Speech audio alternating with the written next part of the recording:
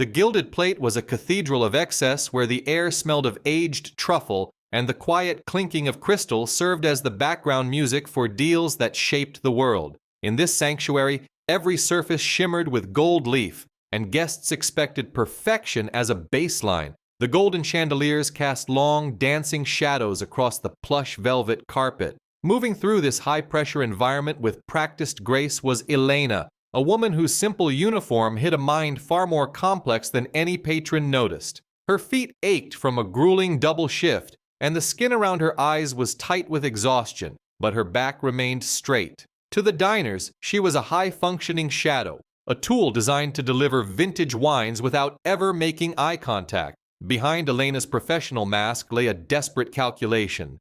Every tip she pocketed was a drop in an ocean of debt. Her younger sister lay in a hospital bed, waiting for a life-saving surgery they could not afford. The financial crisis that stripped them of their home had been merciless, leaving Elena as the sole provider. She had once walked the halls of prestigious universities, her mind filled with the intricacies of linguistics, but those dreams were now buried under the weight of medical bills and hospital records. She didn't resent the hard work, but she resented the cold invisibility that came with it. The atmosphere shifted when the mahogany doors swung open for Beatrice. The tech billionaire didn't just walk into a room, she colonized it. Draped in a silk blazer that cost more than Elena earned in a year, Beatrice led an entourage of socialites toward the center table.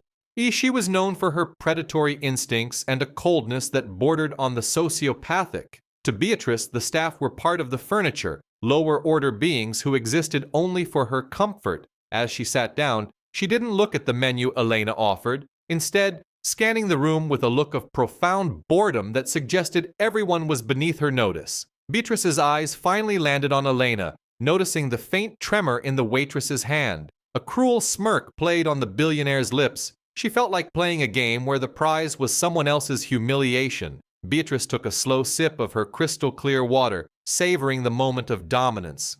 "You look quite tired, dear," Beatrice said, her voice dripping with a false concern. Her friends giggled, sensing the impending sport. "Perhaps the menu is too much for you to handle? It must be so difficult, working in a place where you can't even pronounce the names of the dishes you serve."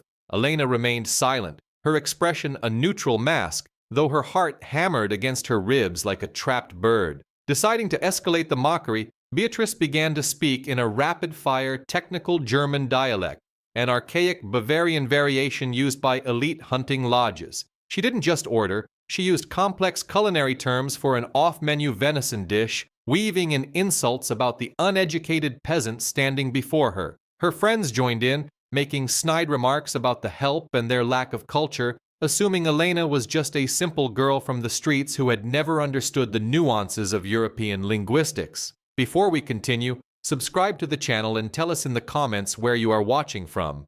The table erupted in laughter as Beatrice finished her tirade, looking up at Elena with an expectant, mocking tilt of her head. She was waiting for the stammered apology or the frantic search for a manager who could translate. The entire restaurant seemed to hold its breath as the silence stretched. Elena's eyes, once dull with fatigue, suddenly sharpened with a cold, piercing clarity. She didn't move an inch, her gaze locked onto Beatrice's smug face. The world around her seemed to vanish, leaving only the sound of her own steady heartbeat. Slowly, Elena drew a deep breath, her expression unreadable. The tension peaks as the restaurant falls silent, and as the first syllable began to form on Elena's lips, the air became thick with anticipation. The silence at the table was no longer expectant. It was heavy with the scent of a shifting tide. Elena did not flinch under Beatrice's predatory gaze. Instead, she leaned in slightly, her voice dropping into a melodic, pitch-perfect Bavarian dialect that was even more refined than the billionaire's. She corrected Beatrice's pronunciation of the specific venison cut with a chillingly polite smile. The laughter at the table died instantly, replaced by a suffocating stillness. Beatrice's glass stopped halfway to her lips, her eyes widening in a mixture of confusion and sudden, sharp irritation. She hadn't expected the help to speak back, let alone in a tongue that marked her as a mere tourist in a world of old-world sophistication. Beatrice's face flushed a deep, angry crimson. She wasn't used to being corrected, especially by someone she considered a subhuman tool.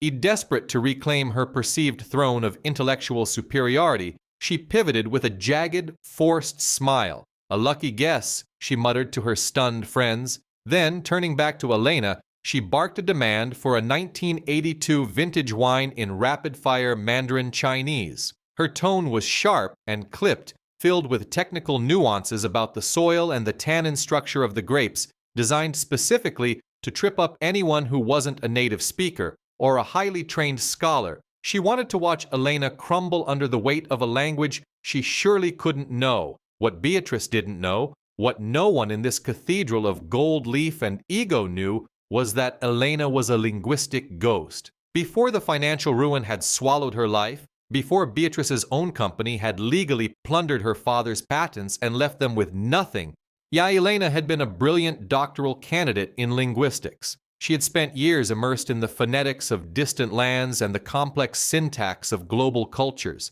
These languages weren't just skills to her, they were the remains of the life she had been forced to bury in order to keep her younger sister alive. Elena didn't even pause. In flawless Mandarin, she informed Beatrice that the 1982 vintage was currently breathing in the cellar but suggested a superior alternative from a private collection. She spoke with a fluidity that made Beatrice's own attempt sound clunky and rehearsed. The socialites at the table began to whisper, their eyes darting between the humble waitress and the increasingly unhinged billionaire. The power dynamic in the room was visibly fracturing as Beatrice's authority began to bleed away. The table became a battlefield of tongues. Beatrice, now fueled by a desperate, panicked need to crush Elena's spirit, began cycling through languages like a frantic radio dial searching for a signal. She spat out complex orders in French, then shifted into rapid, melodic Italian, questioning the restaurant's integrity. Each time, Elena met her with a calm, superior grace. In French, she discussed the nuances of the sauce. In Italian, she gracefully deflected the insults while maintaining a posture of professional servitude that made Beatrice look small, petty, and profoundly uncultured. The more Beatrice screamed, the more elegant Elena became. Losing all control, Beatrice leaned forward, her eyes wild and bloodshot. She decided to play her final, dirtiest card. She whispered a complex, highly specific request in a difficult Arabic dialect, then immediately shouted in English, accusing Elena of being incompetent. She claimed the waitress had misheard a vital part of the order and demanded she be fired. "She's a fraud!" Beatrice shrieked, turning to the room for support.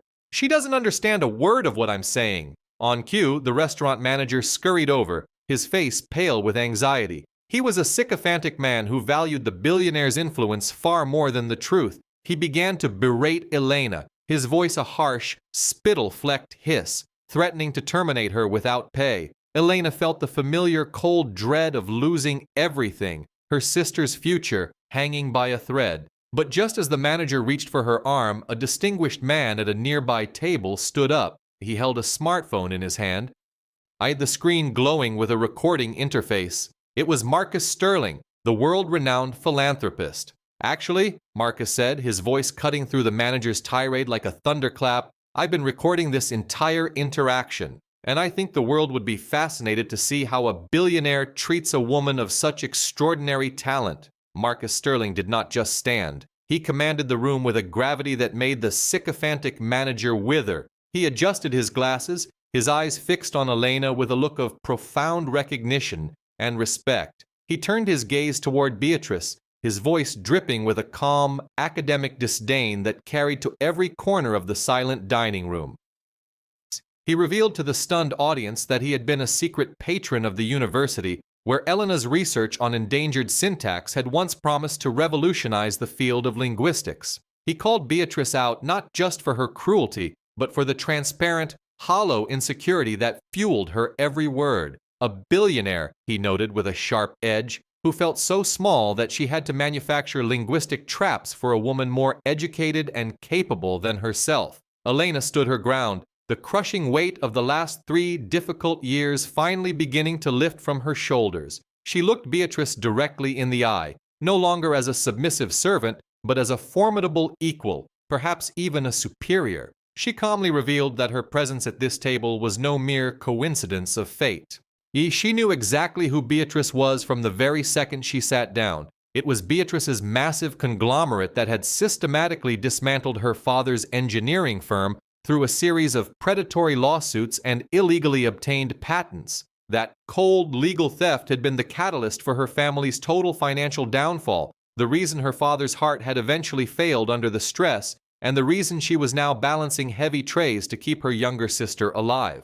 The irony was suffocating. The woman mocking her for a perceived lack of culture was the very person who had stripped her of the academic resources to finish her own doctorate.